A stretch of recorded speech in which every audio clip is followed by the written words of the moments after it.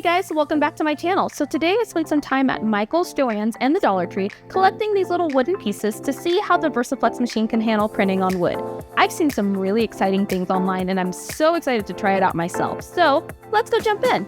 Okay, so my first test today is going to be this wooden flower. I found a little blue pattern that I want to put right on top of it, and I just got it printed, so I'm going to go ahead and take it to the heat press and get it applied since we have to apply it pretty quickly. So the one thing to keep in mind is that you have to use the VersiFlex paper to print onto wood, and it's going to be really wet when you print. So I carefully placed my flower onto the paper, I covered it up with parchment paper, and I let it go on the heat press for 30 seconds like instructed. As you can kind of see here, the design didn't apply as well as I wanted, and so I'm gonna try it in a different way and change some things up. So this time I'm gonna put the flower down first and then put my pattern right on top of it, push it down just a little bit, cover it with parchment paper, and let it go for about 60 seconds instead of 30 seconds and see if that makes any difference. So this time around, I was more successful for sure. It got a little stuck at the end, but I just came from the opposite side, finished peeling it up, and here it is.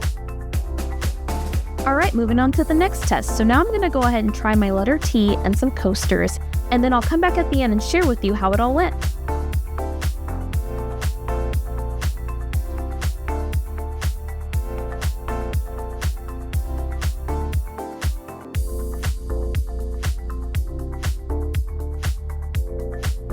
Alright, so sublimating on wood was way harder than I thought it was going to be, and I completely recommend going to Dollar Tree or Michael's, or if you still have a Joann's around, going and get some of those little tiny wood cutouts just to practice with, because you're going to want to play around with your temperatures and times and pressure, and you want a few blank items to play with. So I've already talked to you about my flower, which went from this to this after I increased the pressure and the temperature and the time a bit.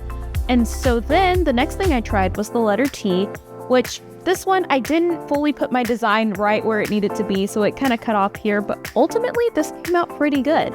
So I tried it again on the back side, and I had a little bit of pressure issues towards the bottom, but that's all right. I really do like the way that my T came out, so that's a win.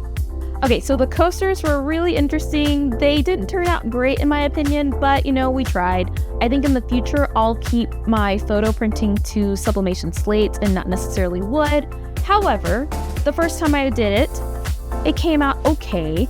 I don't think I had the print on long enough, so I tried it again on the back side.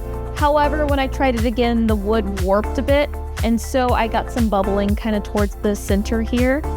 So I tried it again for the third time, and on my third attempt, I didn't leave it on long enough. So that being said, you win some, you lose some. All right, so I had so much fun crafting today. Thank you so much for watching and following along. If you're enjoying my content, go ahead and give this video a like and go ahead and subscribe to my channel for more content coming soon. That being said, I hope you all have a great week and I'll see you soon.